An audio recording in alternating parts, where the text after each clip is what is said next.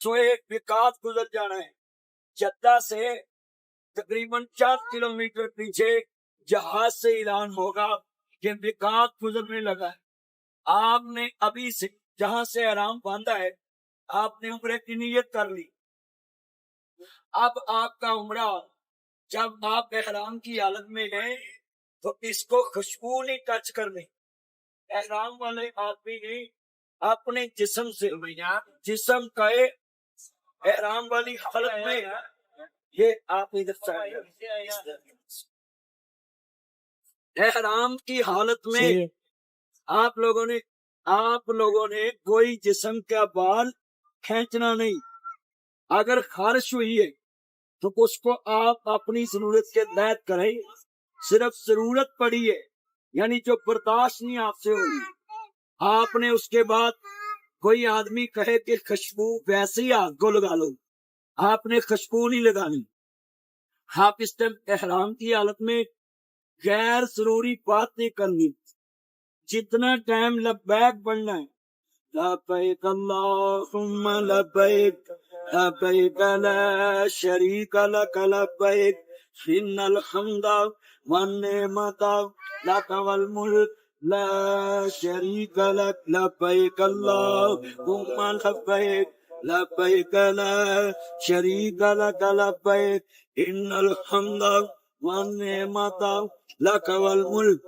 اب آپ کا سفر سارے رستے میں اللہ کے حبیب نے فرمایا جب حاجی احرام کی 2 چادروں میں ہوتا ہے اللہ کو سب سے زیادہ لفظ اس کا تلبیہ اچھا لگتا ہے, پیارا لگتا ہے. تلبیہ پڑھنا ہے. اللہ تیرا شریک کوئی نہیں, اللہ ہم تیرے دربار میں حاضر ہیں, اللہ تیرا کائنات میں کوئی شریک نہیں, ساری بادشاہیوں کا مالک تو ہے, تمام تعریفیں تیرے لیے. اب آپ نے جدہ ایئرپورٹ پہ جب اترنا ہے ادھر جہاز سے لے کے جدے سے لے کے مکے تک جتنا مرضی عزیز آپ کا حاجی ہے وہ کہے کہ میرا بیگ پکڑو, اس کو بولو نہیں. آپ نے کسی حاجی سے بیگ کپڑا کوئی چیز جتنا مرضی آپ کا قریبی ہے, آپ پاکستان کے سفیر بھی ہیں, آپ اللہ کے مہمان بھی ہیں, اس کے رسول کے مہمان ہیں. آپ کی پریشانی میری پریشانی ہے, آپ کی پریشانی پاکستان کی پریشانی ہے, آپ کی عزت پاکستان کی عزت ہے, آپ کی آسانی پاکستان کی آسانی. ہم سارے اپنے ملک کے سفیر ہیں. ہم پاکستان سے جائیں وہاں کوئی حاجی کسی کے آگے ہاتھ کرے اس کو روکو کہ آپ کو پتہ نہیں آپ اللہ کے مہمان ہیں اور آپ اپنی جیب سے زیادہ راہ لے کر جائیں, خرچ کریں. اب آپ پہنچ گئے ہوٹل میں, آپ نے دیکھا کہ مجھے بخار کی شکایت ہو رہی یا تھکاوٹ محسوس ہو رہی, میں نے کتنے عمرے کیے کتنے حج کیے. آپ نے احتیاطاً ایڈوانس پیناڈول کھانی تاکہ آپ کا جسم ایکٹیو رہے.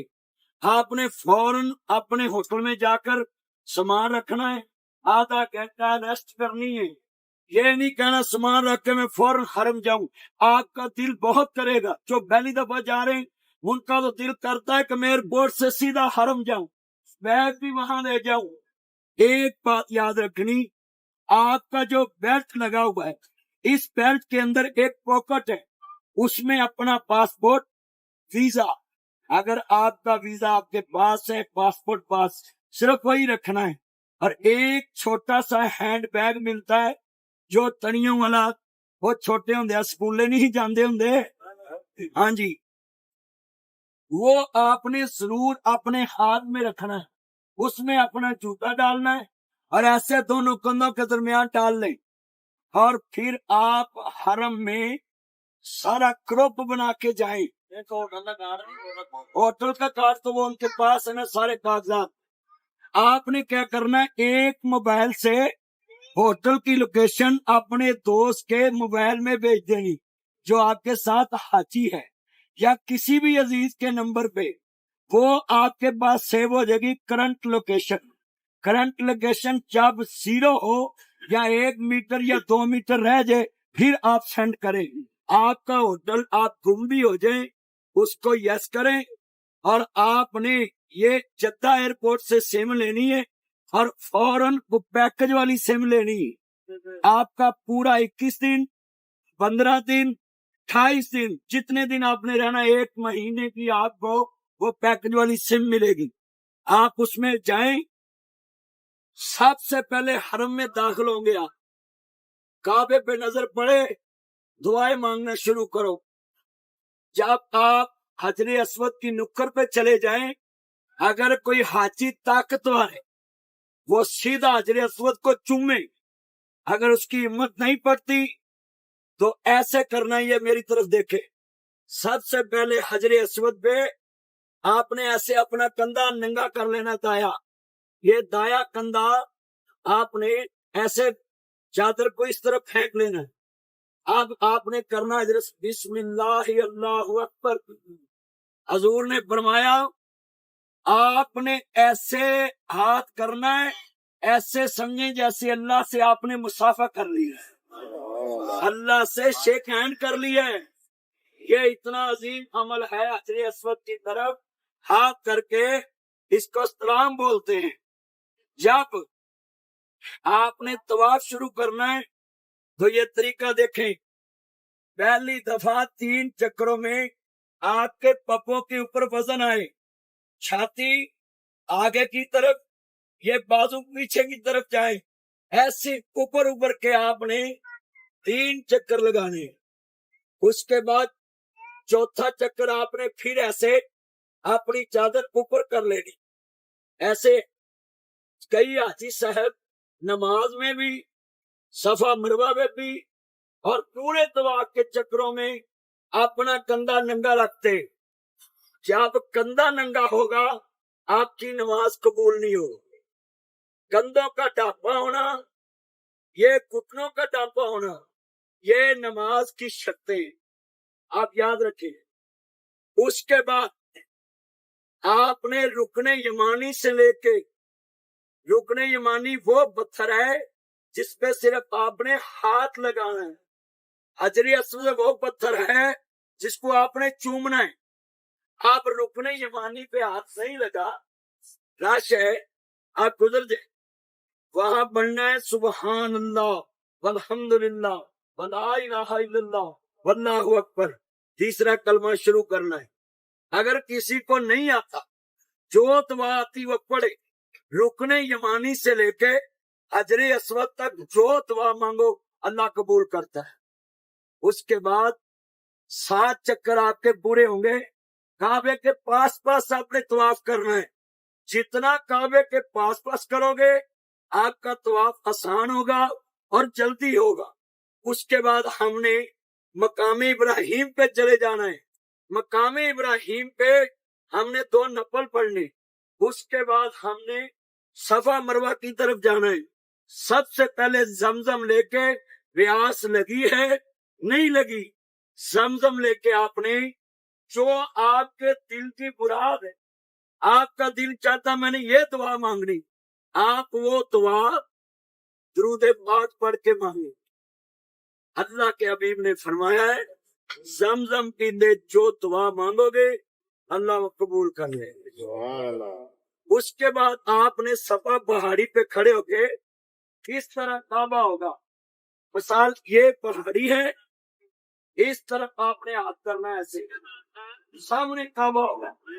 جو دعا آپ مانگنی رو رو کے دعا مانگے.